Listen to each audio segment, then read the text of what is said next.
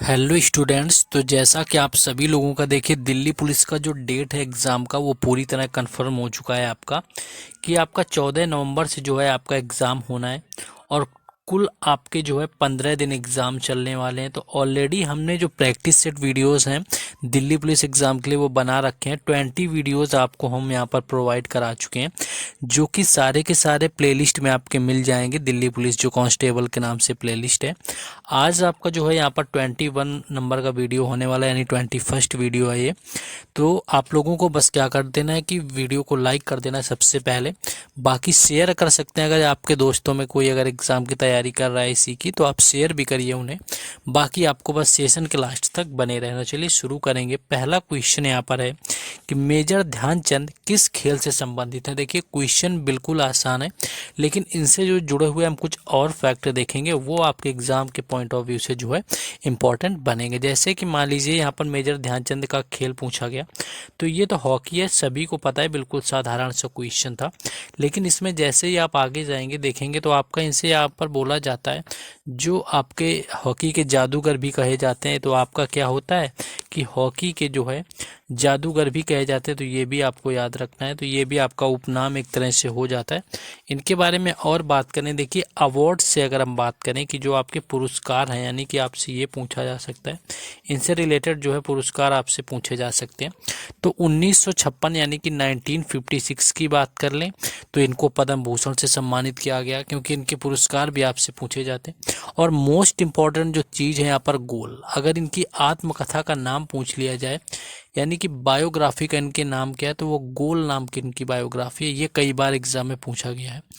और इनके ही जन्म दिवस पर क्या होता है कि 29 अगस्त यानी कि 29 ऑफ अगस्त को इनका बर्थडे जो होता है, उस दिन राष्ट्रीय खेल जो आपका होता है, नेशनल आपका यहाँ पर स्पोर्ट डे जिसको बोलते हैं, नेशनल स्पोर्ट डे, उसको घोषित किया गया इनके बर्थडे वाले दिन को, 29 अगस्त को। तो ये आपको याद रखना है।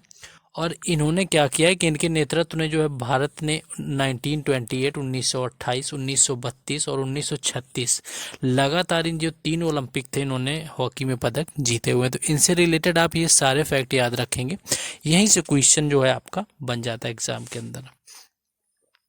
नेक्स्ट क्वेश्चन यहाँ पर आ चुका है आपका कि रेगुर मिट्टी का दूसरा नाम क्या होता है। देखिए रेगुर अगर मिट्टी की बात करें तो सभी को पता है कि काली मिट्टी जो है इसका राइट आंसर हो जाएगा, जो कि रेगुर मिट्टी का दूसरा नाम होता है।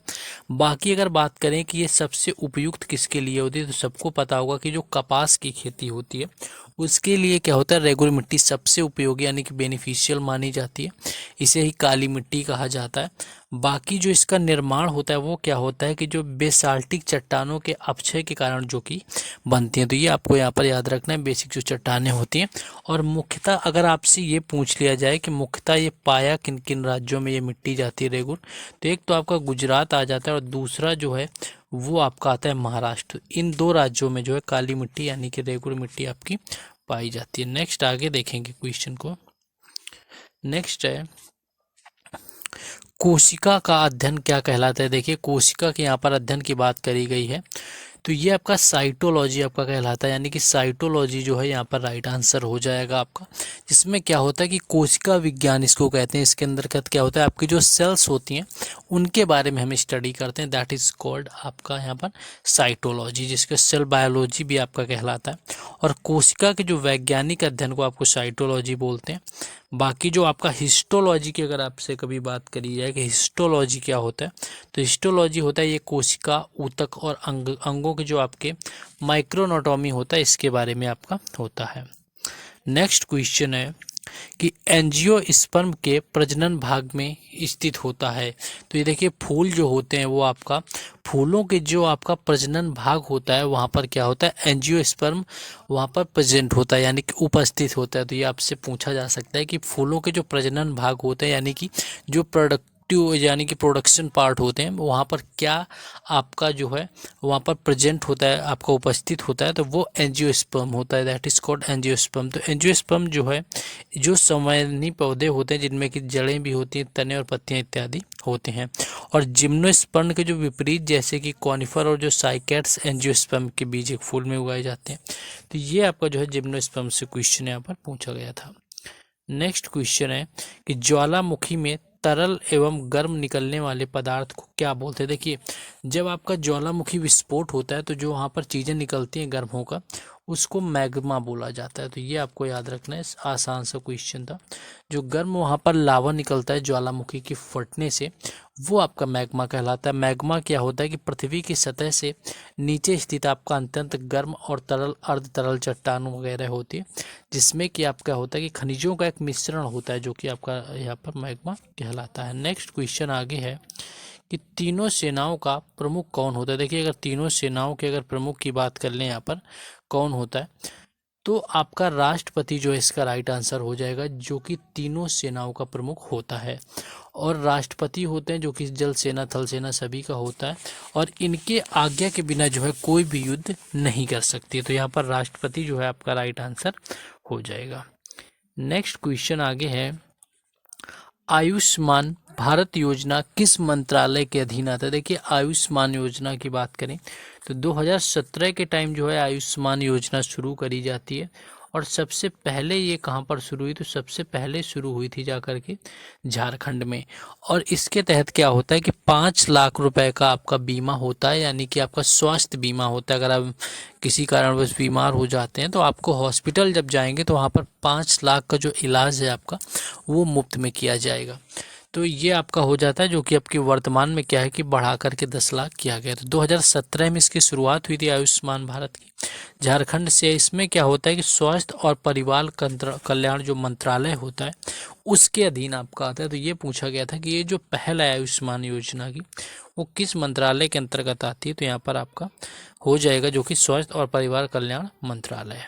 नेक्स्ट क्वेश्चन आगे है कि अनुच्छेद 370 किस राज्य में लगाया गया था जिसे 2019 में हटा दिया गया था? देखिए, अनुच्छेद अगर 370 की बात करें, ये किस आपके राज्य में लगाया गया, तो जम्मू कश्मीर जो है इसका राइट आंसर हो जाएगा, जहां पर आपका लगाया गया था अनुच्छेद 370, और इसे 2019 में हटाया भी गया था। तो अनुच्छेद जो आपके 370 थे और आर्टिकल 35 यानी कि 35A था, ये विशेष दर्जे को हटाने के लिए जो है 2019 में मंजूरी मिली हुई थी।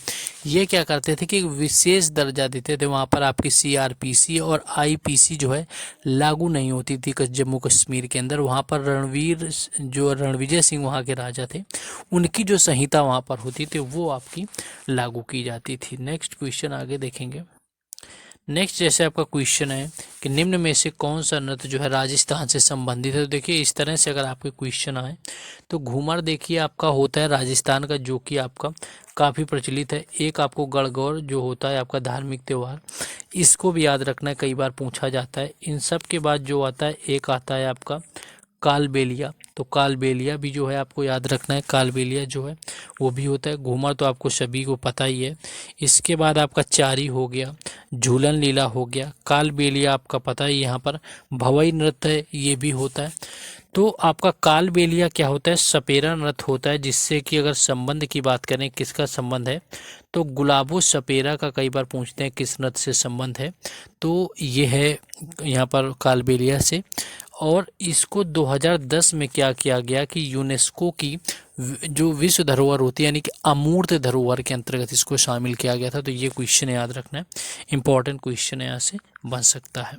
नेक्स्ट आगे है, पानीपत का तीसरा युद्ध कब लड़ा गया था? देखिए, पानीपत के बाकी अगर युद्ध की बात करें, देखिए पहला तो यहाँ पर आपका युद्ध होता है 1526 में, जो कि सभी को पता है कि बाबर और जो लोधी वंश था, दिल्ली सल्तनत का अंतिम वंश, उसके जो लोधी वंश के अंतिम शासक थे इब्राहिम लोधी, उनके बीच में लड़ा गया बाबर के साथ में। बाबर ने इनको हराया और 1526 में क्या किया कि दिल्ली सल्तनत के अंदर जो मुगल साम्राज्य था उसकी नींव पूरी तरह डाल दी। उसके बाद आता है 1556, इसके करीब आपके 30 साल बाद। और यहाँ पर क्या होता है कि बाबर का बेटा होता है हुमायूं, और हुमायूं के बाद उसका जो बेटा आता है वो आता है अकबर। तो अकबर उस समय 14 वर्ष का था। तो अकबर वर्सेस जो हेमू के बीच में युद्ध हुआ था, वो हुआ था पानीपत का द्वितीय युद्ध 1556 में। फिलहाल यहाँ पर देखिए अकबर शासन यानी कि लड़ने लायक अकबर नहीं था, तो इनका जो संरक्षण प्रदान था वो था बैरम खान को। तो ये मुख्यतः अगर हम बोलेंगे तो युद्ध जो है वो जीता गया था बैरम खान के द्वारा ही, जो कि संरक्षक थे अकबर के, क्योंकि उस समय जो है अकबर की आयु 14 वर्ष के करीब रही हुई थी। ठीक है, तो तीसरा युद्ध आपसे पूछा है जो कि आपका 1761 यानी कि 1761 राइट आंसर हो जाएगा, जब पानीपत का जो है तीसरा युद्ध लड़ा गया था। एक मराठा साम्राज्य और अफगानिस्तान के राजा अहमद शाह अब्दाली के हमलावर बलों के बीच में होता है। और आपका पानीपत का पहला युद्ध आपको बता ही चुके हैं कि बाबर और लोधी वंश के बीच में लड़ा गया था। नेक्स्ट है कि निम्नलिखित में से कौन सा एक चतुराश्रम का हिस्सा नहीं है। देखिए चतुराश्रम की अगर बात करें हिस्सा नहीं है तो ये निर्वाण होता है। देखिए क्योंकि जो चतुराश्रम क्या होता है आपको पहले ये हम बताएं, तो जो चतुराश्रम होता है ये 4 आश्रम की प्राचीन भारतीय अवधारणा का एक हिस्सा होता है, जिसे कि मानव जीवन की 4 चरणों की पहचान होती है। जिसमें अगर बात करें प्राकृतिक जो होती है, ब्रह्मचर्य आश्रम होता है जो कि 25 वर्ष तक होता है, गृहस्थ आश्रम ये आपका 50 वर्ष हो जाता है, और वानप्रस्थ जो आपका आश्रम है वो 74 वर्ष होता है, और संन्यास जो होता है ये पूर्ण त्याग होता है। यानी कि ये 4 आश्रम आपके हैं, जिसमें कि जो है निर्वाण की बात करी गई थी कि कौन से इनमें, तो निर्वाण क्या होता है आपके प्राण को त्यागना यानी मृत्यु को हो जाना, तो आपका निर्वाण होता है। नेक्स्ट क्वेश्चन जो है यहाँ पर आपका इम्पोर्टेंट आ चुका है, जो कि पूछा गया है कई बार एग्जामों में कि मोहे रंग लगा दो, यानी कि मोहे लगा दो जो रंग है वो गाने के कोरियोग्राफर कौन था जिन्हें कि 1986 में पद्म विभूषण मिला हुआ था। देखिए पहली चीज़ तो क्वेश्चन ये बनेगा कि मोहे लगा दो रंग जो है उसके कोरियोग्राफर कौन हुए। तो देखिए कोरियोग्राफर जो थे वो पंडित बिरजू महाराज थे, यानी कि वो कोरियोग्राफर थे। दूसरी चीज़ आपको ये याद रख लेनी है कि इनको पद्म विभूषण कब मिला, तो ये मिला 1986 यानी कि 1986 को। और पद्म विभूषण देखिए दूसरा भारत का सर्वोच्च नागरिक सम्मान है, तो ये काफ़ी इंपॉर्टेंट होता है एग्जाम के पॉइंट ऑफ व्यू से, तो इसको याद रख लेंगे। और कभी आपसे पूछा जाए कि इनका संबंध किस नृत्य से है, तो संबंध जो था वो कथक नृत्य से। और जैसा कि पता होगा कि कुल 8 शास्त्रीय नृत्य हैं जिनमें से एक कथक आता है, और कथक कहाँ का है तो ये सभी को पता है कि उत्तर प्रदेश का शास्त्रीय नृत्य से। बाकी बिरजू महाराज का घराना अगर आपसे पूछे जाए तो ये है कालिका बिंदा दिन जो घराना है लखनऊ का, वो आता है बिरजू महाराज के घराने के अंतर्गत। नेक्स्ट है 1986 में इनको पद्म भूषण मिला, ये सभी को पता है। इसके साथ साथ जो है उन्होंने बाजीराव मस्तानी में ये सॉन्ग था आपका मोहे लगा दो रंग गाया हुआ था, जो कि 2016 में इनको फिल्म फेयर का अवार्ड भी मिला हुआ था। नेक्स्ट क्वेश्चन है लॉन्ग वॉक टू फ्रीडम किसकी आत्मकथा है। 10 बार आपके एग्जाम के अंदर ये पूछ ली जाती है बायोग्राफी के नाम की कि लॉन्ग वॉक टू फ्रीडम किसकी आपकी आत्मकथा है, तो ये नेल्सन मंडेला जो इसका राइट आंसर हो जाएगा, जो कि अमेरिका के पूर्व राष्ट्रपति भी रहे हुए हैं। और ये जो है रिचर्ड स्टेंगल के द्वारा भूत लिखित था, और पहली बार जो है 1994 में लिटिल ब्राउन एंड कंपनी द्वारा इसको प्रकाशित किया गया था। नेक्स्ट क्वेश्चन है कि संगीतकार जाकिर हुसैन निम्नलिखित में से किस नृत्य आपके वाद्य यंत्र से संबंधित है। देखिए जाकिर हुसैन की बात कर ली जाए या फिर इनके पिता अल्लाह रखा की बात करी जाए, क्योंकि देखिए अल्लाह रखा खां भी होता है, अल्लाह रखा खां हो गए या आपके हो गए यहाँ पर जाकिर हुसैन, दोनों पिता पुत्र जो हैं ये तबला से संबंधित है, यानी कि तबला जो है इसका राइट आंसर हो जाएगा। और तबला वादक उस्ताद अल्लाह रखा के पुत्र जो थे उस्ताद जाकिर हुसैन, ये शास्त्रीय तबला वादक रहे हुए थे। उन्हें परक्यूशन के क्षेत्र में और संगीत की दुनिया में जो होता है बड़े पैमाने पर सराहा भी जाता है। और 1988 में जो है पद्मश्री और 2002 में पद्म भूषण से भी सम्मानित किया गया। याद रखने पद्म भूषण जो है तीसरा सर्वोच्च सम्मान है भारत का, और जो आपका यहाँ पर है पद्मश्री ये चौथा होता है। तो ये सारी चीज़ें जो है आपको याद रखना है। नेक्स्ट अगर आपसे रिक्वेस्ट करेंगे कि अगर आप लोगों ने अभी तक जो है जस्ट लाइक ना किया हो तो आप लोग जस्ट लाइक करिए, कमेंट करके बताइए कि थोड़ा बहुत आप लोग कमेंट भी करते रहा करिए। बाकी जो हर अपडेट है आपको देखिए हर तरह से जो हम आपको अपडेट करते रहते हैं वो करते हैं टेलीग्राम चैनल और व्हाट्सएप ग्रुप पर, जिनके जो लिंक हैं आपको ऑलमोस्ट डिस्क्रिप्शन में दे दिए गए हैं, तो वहाँ से आप जाएंगे जुड़ जाएंगे तो हर तरह की अपडेट मिलेगी। क्योंकि आगे जो है आपके एग्ज़ाम भी होने हैं और एग्ज़ाम से रिलेटेड जो है आपको हम यहाँ पर सारी एग्ज़ाम का एनालिसिस करवाएंगे और पीडीएफ वगैरह भी देते रहेंगे। नेक्स्ट आ जाते हैं क्वेश्चन में कि अमरावती स्कूल ऑफ आर्ट, देखिए थोड़ा पीछे हो गए, इसको सही कर देते हैं। क्वेश्चन आपका अमरावती आपका स्कूल वाला क्वेश्चन, रुक जाइए 1 मिनट आप रुकिए थोड़ा सा। अमरावती स्कूल।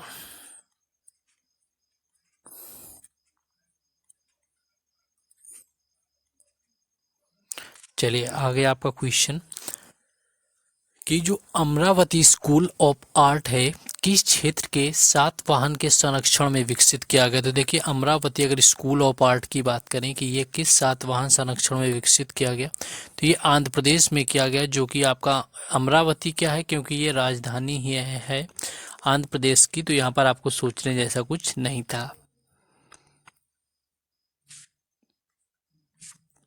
नेक्स्ट आ चुका है कि आपातकालीन स्थिति में बैंकों के आरबीआई से उधार लेने की एक खिड़की होती है, इससे अंतर बैंक तरलता पूरी तरह खत्म हो जाती है, तो इसको आपका क्या कहा जाता है। तो इसको एमएसएफ आपका बोला जाता है। तो आप याद रखेंगे जब आरबीआई के उधार लेने की जो आपकी खिड़की होती है अंतर बैंक तरलता में, उसको आपको सीमांत स्थायी सुविधा यानी कि एमएसएफ के नाम से जाना जाता है। और जो आपका एमएसएफ होता है ये बैंकों के लिए एक आपातकालीन स्थिति में आरबीआई से उधार लेने के लिए एक खिड़की होती है, जो कि जब अंतर बैंक तरलता पूरी तरह से सूख जाती है, जिसे कि आपका एसएलआर बोलते हैं। और ये एक आपको आकस्मिक सुविधा है जहां बैंक क्या होता है अपनी सरकारी प्रतिभूतियों को रेपो दर से अधिक पर गिरवी रख के केंद्रीय बैंक से क्या होता है कि लोन वगैरह लेते हैं। नेक्स्ट है त्रिपुरा में 14 देवी देवताओं और धरती माता की पूजा के लिए कौन सा उत्सव मनाया जाता है। देखिए ये क्वेश्चन आपका पूछा जाता है, पहला तो आसान सा क्वेश्चन पूछ लेंगे कि जो आपका खर्ची पूजा है वो किस राज्य से संबंधित है। तो सबसे पहले आपसे यही पूछ लेंगे, अगर खर्ची पूजा का आपसे पूछ भी लिया तो आप बता देंगे कि ये त्रिपुरा का आपका त्यौहार है। उसके बाद क्वेश्चन इस तरह से पूछा जाएगा कि आज जो है किस त्यौहार में 14 देवी देवताओं की पूजा होती है। तो ये फिर आपका भी खर्ची पूजा हो जाएगा। और ये कब मनाते हैं, तो जुलाई या अगस्त में जो है इसका आपका आयोजन किया जाता है, नहीं सेलिब्रेट किया जाता है। और त्रिपुरा जनजातियों में जो प्रमुख त्यौहार है आपका खर्ची पूजा हो गया, गारिया पूजा, केर पूजा, बिजू महोत्सव, तीर्थ मुख महोत्सव इत्यादि जो होते हैं। और जो मुख्य लोक नृत्य वगैरह होते हैं वो सियांग समुदाय का होजगिरी नृत्य अगर आपसे कभी पूछा जाए त्रिपुरा का हो जाएगा। उसके साथ साथ आपका झूम, मैमिता, मशक, सुमानी और लेबांग बुमनी नृत्य वगैरह हैं। और आपका इसके साथ साथ जो है मालूसुम समुदाय की बात करें तो हक नृत्य हो जाएगा, गारो समुदाय की बात करें तो वांगला नृत्य हो जाएगा। और कई बार वांगला जो है महोत्सव भी पूछ लेते हैं किस आपका राज्य का है, तो वांगला जो है उसके लिए मेघालय आपको राइट आंसर चूज करना होता है। नेक्स्ट आपका है कि मुरुगन कार्तिकेय युद्ध के हिंदी देवताओं का एक क्षेत्रीय रूप के दौरान भक्तों द्वारा किया जाने वाला जो औपचारिक बलिदान और भेंट को क्या कहा जाता है। तो ये कावड़ी अट्टम होता है, जिसे कि कावड़ी अट्टम कहा जाता है, जिसमें कि मुरुगन और कार्तिकेय की पूजा करी जाती है। और ये थाई पुषम त्योहार पर किया जाता है। तो थाई पुषम अगर आपसे कभी पूछे कहाँ पर है तो तमिलनाडु जो है यहाँ पर राइट आंसर हो जाएगा। कावड़ी क्या होता है, अपने आप में एक शारीरिक बोझ होता है जिसका जो वहन होता है भक्त मुरुगन से सहायता के लिए याचना करने के लिए किया जाता है। तो ये मुरुगन भगवान के लिए आपका होता है। नेक्स्ट क्वेश्चन है कि भरतनाट्यम की प्रसिद्ध नर्तिका कौन सा, यानी कि भरतनाट्यम से संबंधित यहाँ पर जो नृत्यांगनाएं हैं उनकी बात करी गई है। भरतनाट्यम सभी को देखिए पता होगा कि तमिलनाडु का, इतना आसान तो शायद ही क्वेश्चन कभी पूछा जाए, कभी पूछ भी लेते हैं कि भरतनाट्यम कहाँ का है, तो आपका है तमिलनाडु का। इससे संबंधित नर्तकी की बात करें तो यामिनी कृष्णमूर्ति हो गया, मीनाक्षी सुंदरम पिल्लई, कृष्णमूर्ति, सोनल मानसिंह, रुक्मणी देवी अरुंडेल, टी बाला सरस्वती, पद्मा सुब्रमण्यम, एस के सरोज, वैजंती माला, गोपाला लीला सैमसन, मृणाली साराभाई, मल्लिका साराभाई और मलाइका जो सरकार, प्रियदर्शनी गोविंद। तो यहाँ पर 3-4 नाम छोड़ करके जैसे कि आपका जो कम पूछा गया ये आपका मान लेंगे एक बार, ये हो गया, ये हो गया, उसके साथ साथ एस के सरोज हो गया। ये इतने नाम छोड़कर आप देखेंगे तो ये सारे के सारे इतने इम्पोर्टेंट हैं कि मोस्टली जो होता है एग्ज़ाम के अंदर देखने को, ये नाम आपको ज़रूर मिल जाते हैं। तो चलिए, ये था आज आपका 21 यानी कि 21st सेशन द एंड हो चुका है। बाकी आप सपोर्ट करिए, वीडियो को लाइक किया करिए, शेयर किया करिए, कमेंट करके बताइए। बाकी चैनल को ज़रूर सब्सक्राइब करके रखें, क्योंकि हर एग्ज़ाम का एनालिसिस मिलेगा। साथ ही साथ जो है आपको मिलेगा यहाँ पर सारा PDF अपडेट वगैरह टेलीग्राम चैनल और व्हाट्सएप ग्रुप पर, जिनके लिंक आपको डिस्क्रिप्शन में दे दिए गए हैं।